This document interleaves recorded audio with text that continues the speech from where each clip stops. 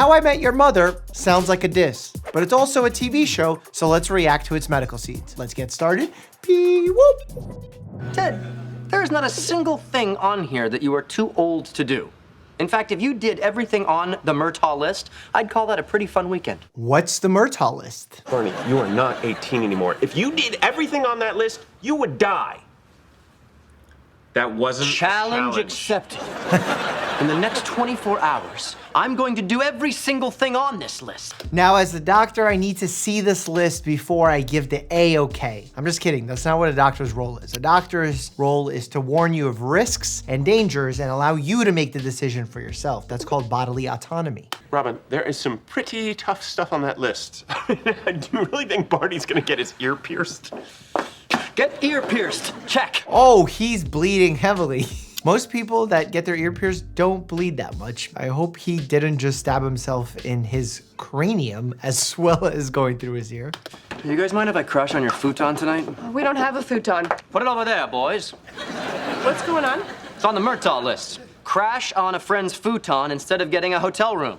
Ooh, I am too old for that stuff. Dude, what's going on with your ear? It looks like the inside of a jack-o'-lantern on November 3rd. The problem with ear infections, and it's not so much with an earlobe infection, it's more of a middle ear infection situation, is it can actually spread to the mastoid bone, which is attached to the occipital portion of your skull. And that area, the mastoid process, if it gets infected, it gets inflamed, it gets painful, and you require IV antibiotics. It's pretty ironic. So many parts of the body are called process, and that just means bone sticking out. Like a protruding bone is a process. So you have the mastoid process, you have the spinous process on the vertebrae. There's got to be another process that's going to come to mind. All of these. This bet is over.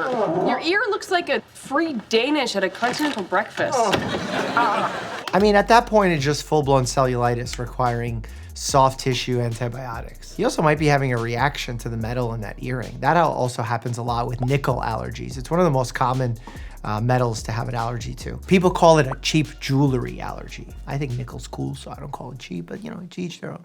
Speaking of food, Marshall, I got some bad news. Just read online. Gazzola's is closing. No. What's Gazzola's? A filthy mecca of spectacular, if undercooked pizza located at 316 Kinsey Street, Chicago, Illinois. New York pizza is the best pizza. Don't tell me otherwise, please and thank you. Brooklyn pizza, to be specific.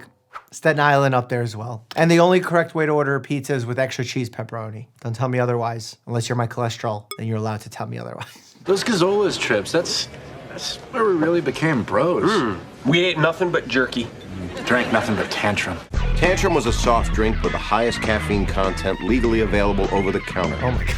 This reminds me of Prime, with the Prime Energy having a huge amount of caffeine content and how it's being marketed to kids and how that turned out to be a huge disaster. It actually also reminds me more of Four Loko. That was a problem. People are getting palpitations. They were getting sick off Four Loko. And for those who don't know, Four Loko was like an alcoholic beverage that wasn't incredibly high in alcohol content, but it had some, but also had a mega amount of caffeine, and it was also huge serving size too. Those trips were brutal, right? The long hours in the car, the motion sickness, the smell. So what time are we leaving for Gazzola's tomorrow? I was thinking 9:30. A little rubbery, room temperature, kind of gross.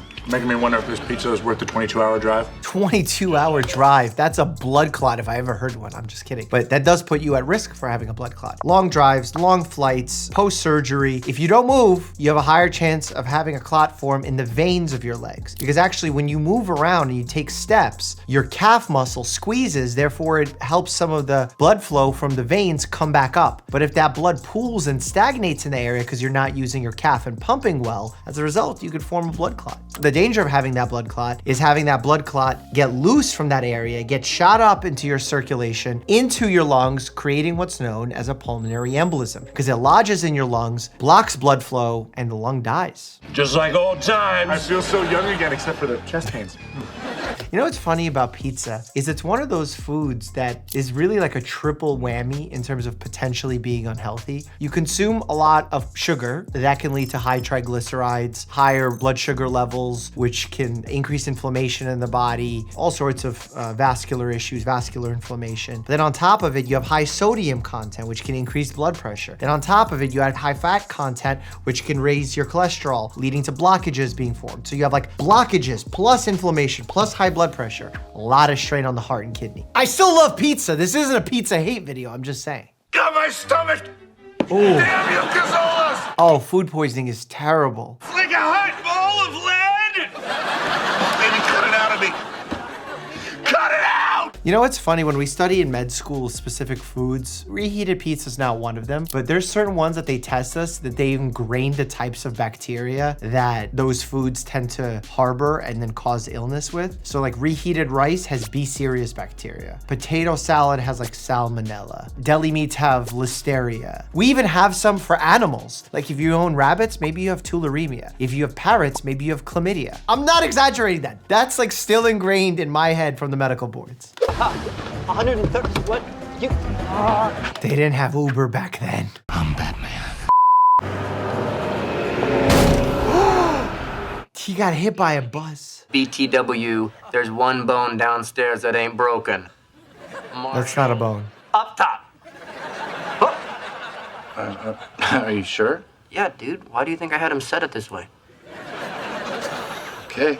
Oh, that's gonna hurt. You know what's funny? He's wearing this C-spine collar. And we wear that usually to stabilize the C-spine until we clear it, until we get proof that there's no fractures or danger to the cervical spine. And it's very clear since he's been bandaged up and he has casting on that the x-rays are already complete. So that thing would have come off by now. It's also really important when you have casts on the lower limb to keep them elevated to allow the lymphatic fluid to drain and not allow it to swell, because if it swells, pressure can build up and it can create all sorts of problems. I had to look away because if I watched what the paramedics were about to do, I would have passed out. Then they took out this electric blade thing, and I kept thinking, this isn't happening, this isn't happening. The electric blade thing is probably an oscillating saw to take off a cast. Oh my God, what did they cut? My suit.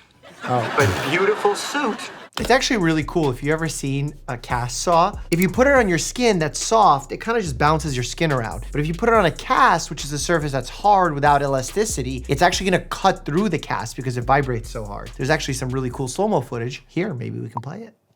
I'm afraid you're allergic to lobster. You can never, ever, ever have it. Is it lobster or just shellfish in general? Which is usually somehow tied to iodine. Is that like the white bear principle where it's like, or white elephant, where I say, don't think about a white elephant, and you're definitely gonna think about a white elephant? Oh man, that's serious angioedema. I'm worried at this moment because she doesn't have an EpiPen. We could get into trouble. You know, there's actually immunotherapy that you could do with like sublingual tablets or injections that can help overcome an allergy. Pretty cool stuff.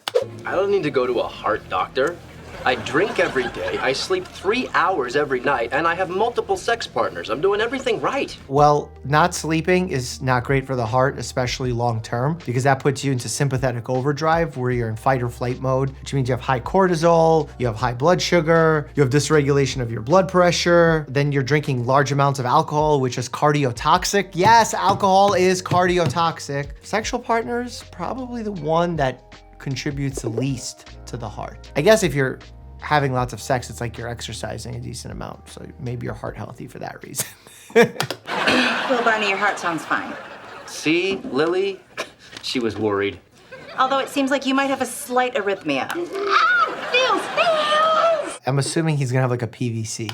I'd like you to wear this heart monitor for the next 24 hours. It's called a Holter monitor. We have patients wear it for 24, 48 hours if they're having symptomatic arrhythmias or we find an incidental arrhythmia. What's cool about the monitor is obviously that's an older one. The newer ones, they have like a little connection to your phone where if you're experiencing some of the symptoms like palpitations or pain or something, you could press a button on the phone, which actually marks the area of the electrical rhythm when you're experiencing it. Because some patients may come see me and they say, I feel fine right now, but sometimes, doctor, something's going on in there. What's cool is with the Holter monitor, I can actually go back in time and look at the moment where they pressed the button, what was going on with the heart. Flag on the play, Doc. I have a date tonight. Don't worry, it's totally safe. Unless part of your big date involves connecting yourself to a car battery.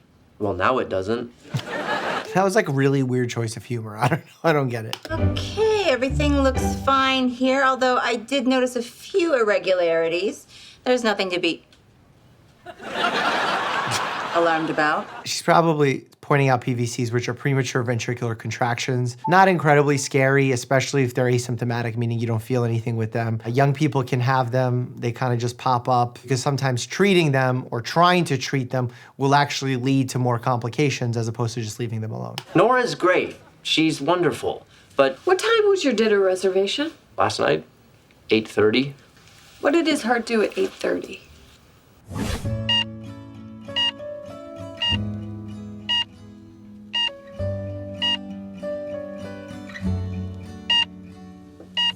It literally skipped a beat.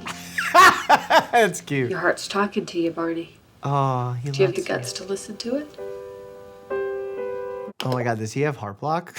If he has like a 2nd-degree heart block, Mobitz, I'm paying attention. What do you mean I can't have an epidural? You're too far along. Things are moving much faster than expected. Look, if your hands are tied medically, just leave the epidural on the table and walk away. How are you gonna put it into your spine? Lily, I know this isn't how you imagined it, but I want you to know that I am here for you and I am rock solid. Oh, I can see its head. Oh, thank God, Dr. Sonia! You! Get that thing out of my delivery room! Where are the nurses? Where is the support staff? We push now, yes?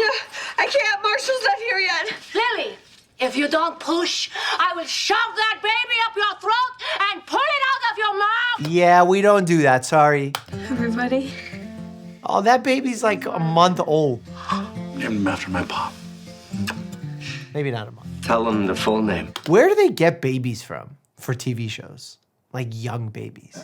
Do people rent them? I think young babies literally have agents and stuff. They have agents? How do you make a baby and go, yo, you want it? They get them from somewhere. Is it a problem to pee in the shower? Click here to find that out, as well as some other fun medical info. And as always, stay happy and healthy.